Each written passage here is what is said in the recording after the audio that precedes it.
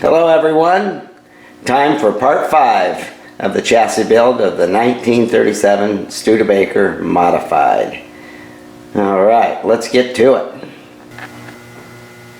One piece of unfinished business from the last segment was working on this bracket under here that holds the caliper.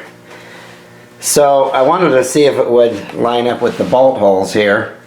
So I centered up the sprocket. It's now directly in line. I didn't have a piece of chain. I scrounged around, couldn't find one. But I used a ruler, got it nice and straight. So now I know that this is where it will live in its final setup. And I'm able to slide this back and forth as needed. So I worked the caliper in there, and one problem is the disc hits the back of the caliper.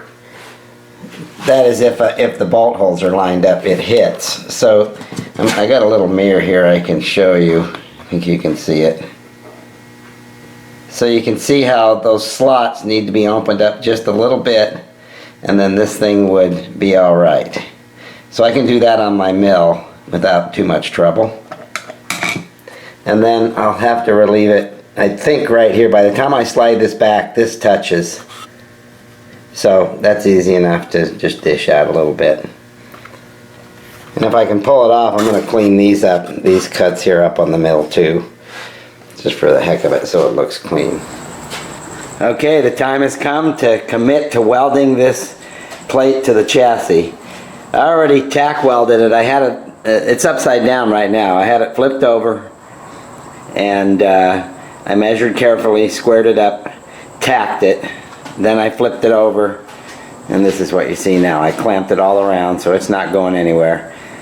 My plan is to stitch weld it all around the inside, and then I might add some gussets here and here. I don't know, we'll see. Okay, I'm pretty excited about getting this installed.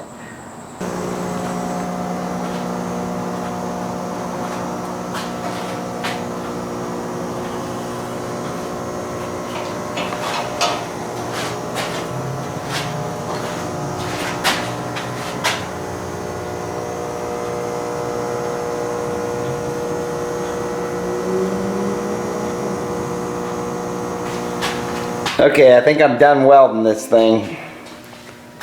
I added some gussets here on each side to strengthen this overhang here.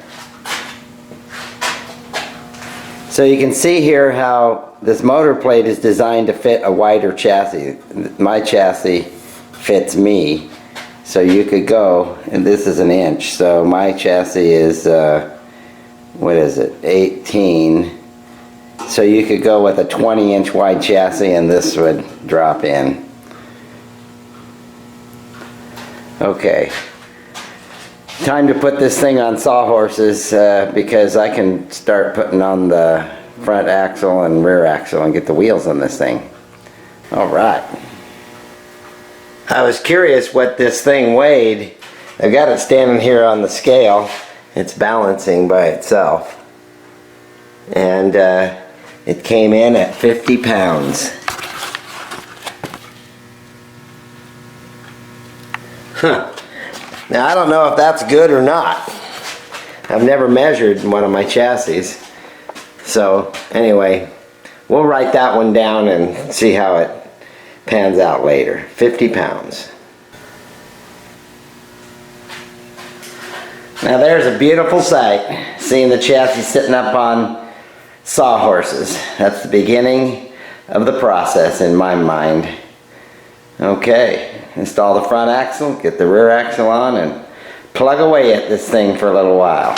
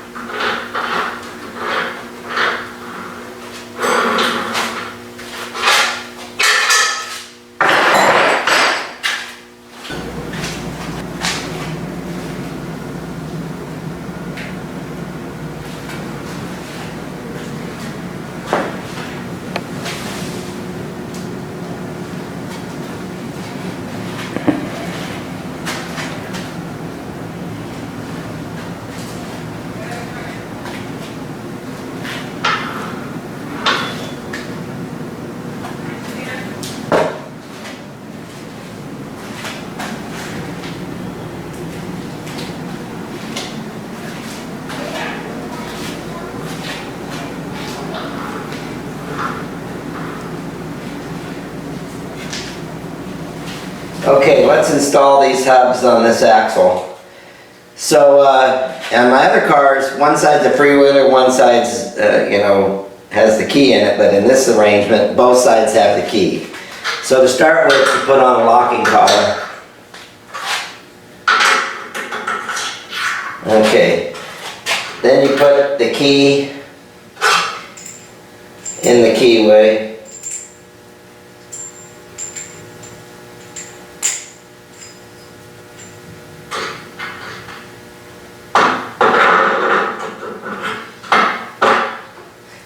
And you push the hub all the way until it seats. And then the key needs to be all the way in.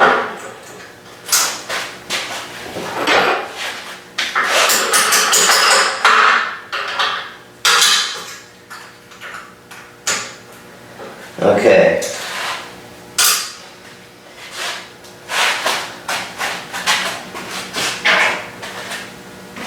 Next you put in the set screw.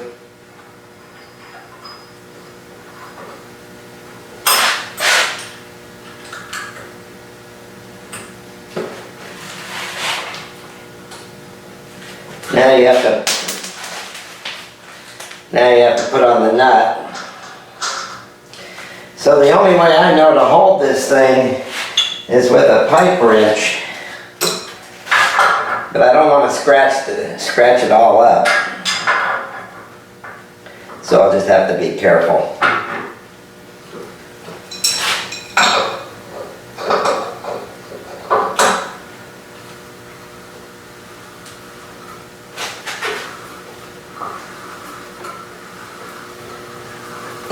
Cinch it up.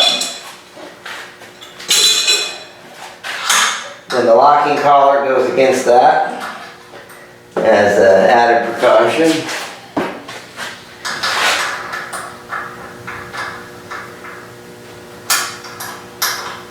I guess you really don't need a locking collar here, but I put one on anyway.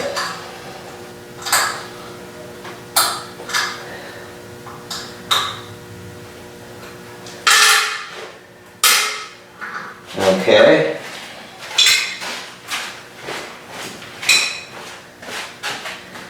All right.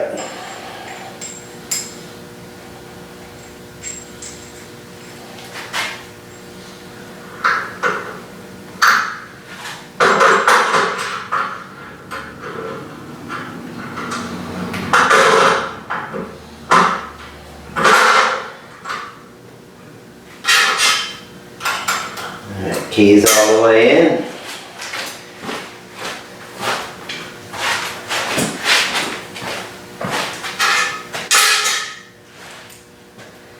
Install the set screw.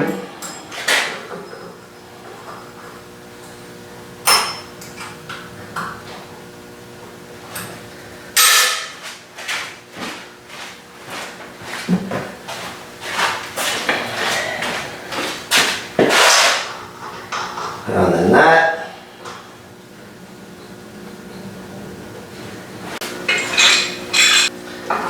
Okay, that's tight.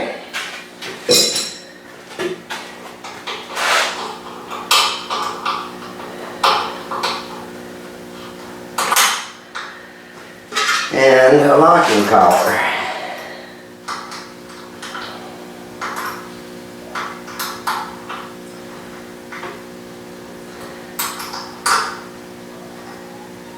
I recommend using the split style collar. It comes apart in two halves.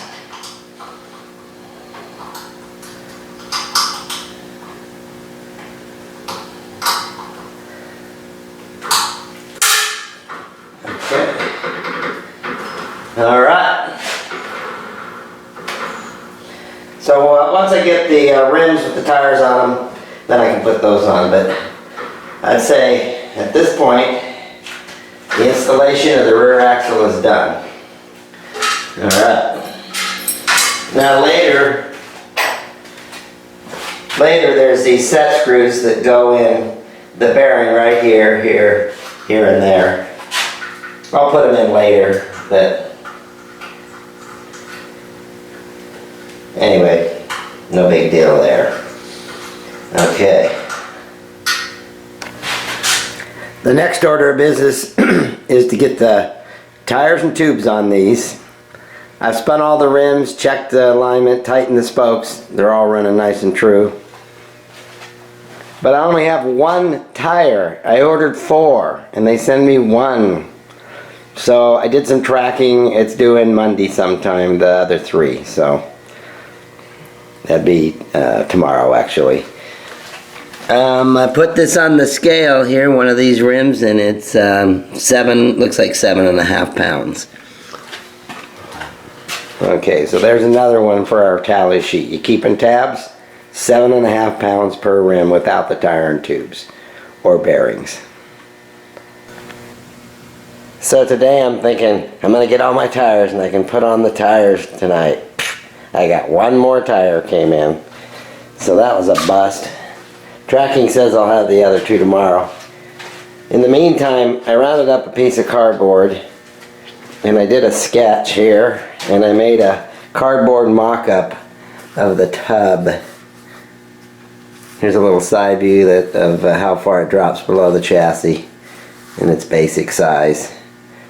So I have it inside the chassis now. Let me show it to you. So it's nice having this cardboard mock-up because I can just see how it looks before I commit to it. On my other cars, this has always been made out of 1/2-inch plywood. But I really want to do it out of a piece of aluminum. I'm not quite sure what thickness.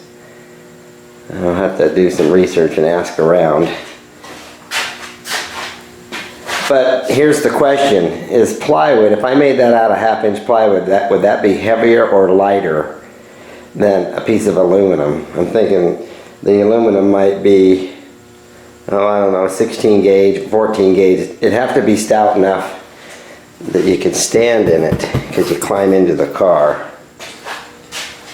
And then this 4 inches here is important because that gets the center of gravity of the car down.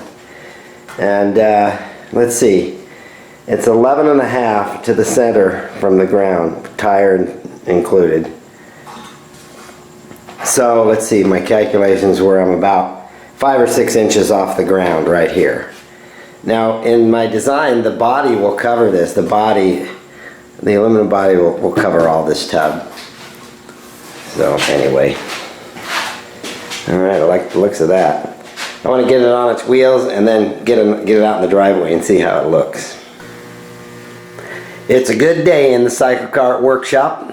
I have all 4 rims, all 4 tires, all 4 tubes, and I'm pretty much ready to go.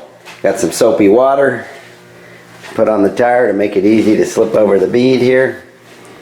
And I wanted to show you this real quick. This is where I got the tires, J&P Cycles. And then there's the item number right here. Let's see. Yeah, Michelin Gazelle. There's the item number, 210-075. This is the first time it's ever taken a while to get my tires. Normally they all come at the same time. Here's the little sticker, Michelin 275/17 M62 Gazelle. Now to proceed with installing these. Okay. I didn't bother filming the process of putting on this tire. It's a kind of a viewer discretion advised kind of scenario, a little bit of cussing. But I got the one done. I failed to mention, you have to put on the new rim strips, protect the tubes from the spokes. And just as note, I run 30 pounds in the dirt and 40 pounds on the asphalt. Okay, on to number 2.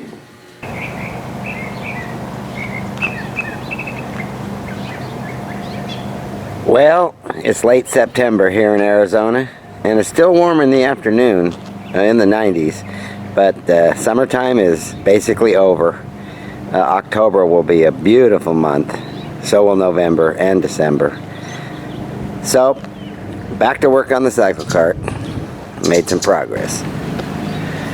Looky, looky, looky. The chassis is on its wheels. No tie rods or anything yet. But everything installed pretty good.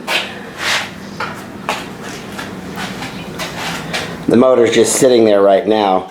I noticed that the axle, to get this equal on both sides, I'm working on that. It's about a 1/4 inch off right now.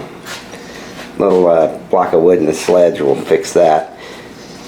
And I've been thinking on this tub here, I might just do a tub that's just stops right here, no back on it. And because I want to make a seat that's a separate seat, has its own back. I'll tell you more about that later.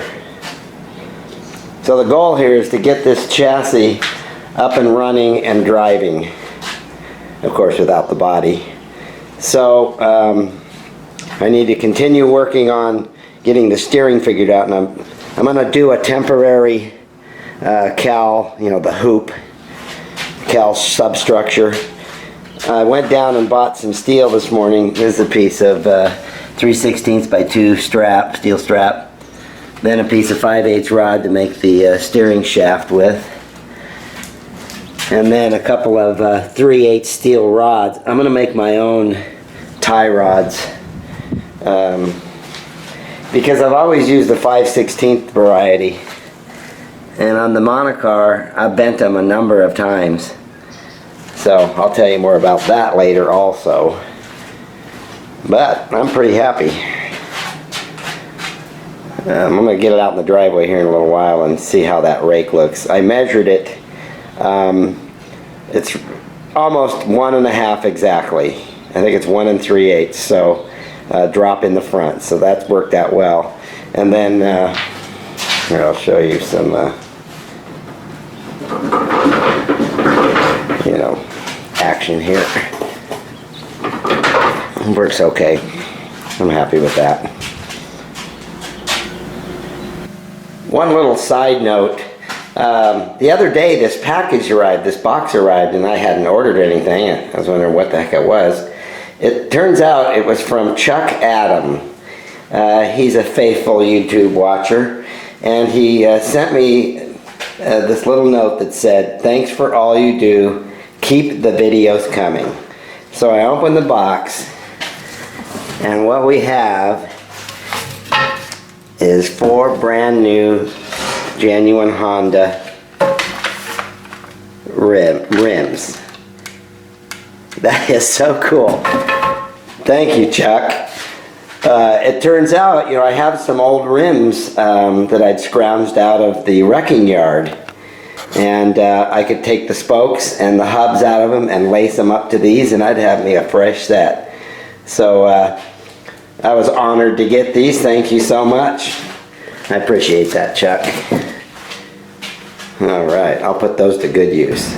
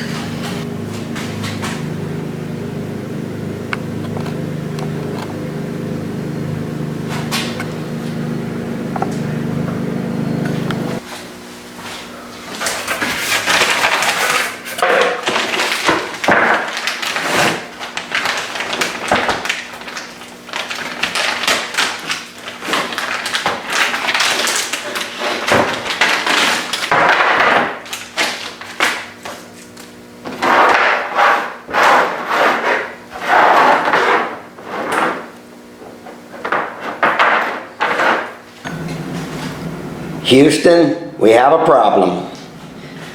Actually, this is pretty typical. Trying to fit the chain, and there's a couple of things going on here. You see those pins right there? These. Well, you have to grind away at those a little bit to make room for the chain.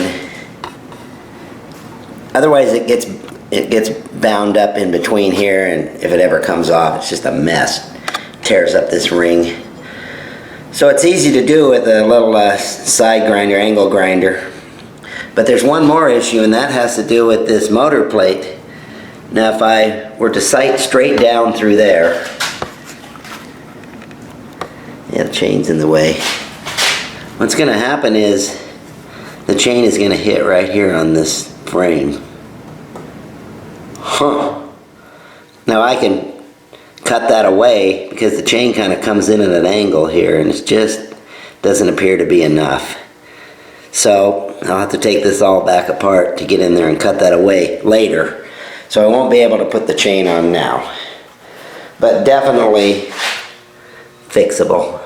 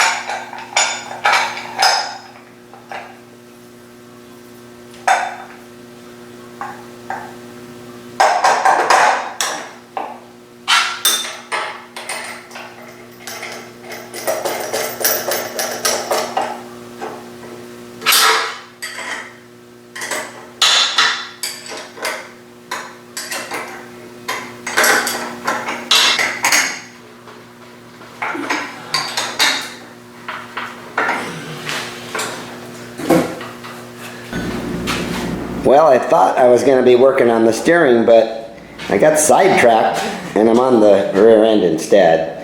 The motor is installed, mocked up. Couldn't do anything about the chain, but you saw I have the new sprocket in here. I finished installing the axle.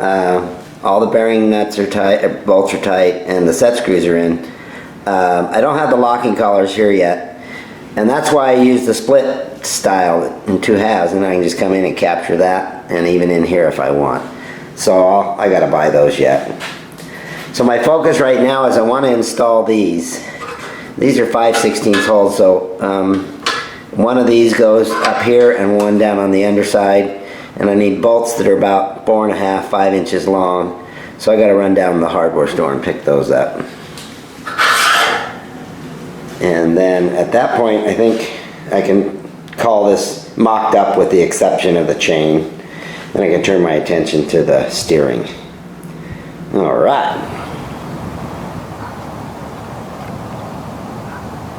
Okay, I can see a noticeable rake. 1.5 inch drop. It's subtle, but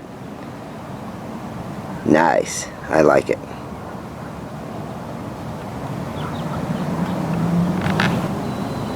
I really get a kick out of cycle karting. You know, I get to design my own car, and it's really satisfying.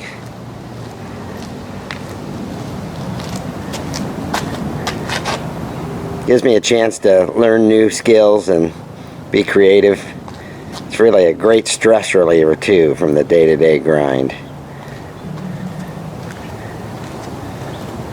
So I'm going to try a different tub. This is one version. I have some more cardboard, so I'm going to make up another version. Because let's see. The body is going to be about 24 inches, and this is about 18. So there's going to be 3 inches of body on each side of the chassis. And that will continue down and it'll turn, and that'll be the back of the cab, so to speak. So I have to leave a little room here for that, the back of the cab, which will have a thickness to it. And then I have most of the things I need to do the steering and the tie rods, which is my next attack plan. Okay, so far so good. My trip down to the hardware store was fruitful. I picked up the items I need to install those stiffener brackets. These are the 5/16 bolts, washers and nuts, and a fresh 5/16 drill bit, never hurts. And then while I was there, I picked up a new holder for the die. Mine is all shot. I've had it for years and it just doesn't hold the die very well, and these are all stripped out because I'm going to put some thread. I'm going to thread my own rod 3/8. Here's a couple of Heim joints I picked up. I need 2 more. These are the jam nuts that once this is on, you tighten this against it and that helps secure it. Nice fresh die too. Alright, looking forward to making those rods. Then they can be exactly the length I want them to be. Okay, moving on. Here's a little public service announcement. Next Saturday, October 1st, 2016, I'll be over in La Crescenta, California at Joe's Mini Bike Reunion. This is the 5th year. I went last year. It was a lot of fun, but I didn't have this bike finished. So I'm looking forward to going over and being part of it. So I'll be sure and do some video of that for all you mini bike fans. I think I'm running past 30 minutes, so I better think about wrapping this segment up. Okay, we're going to call this the end of segment number 5. Made pretty good progress, and I did get it on its wheels. So in the next segment, it's all about steering and brakes. Looking forward to that. Thanks for watching, everybody.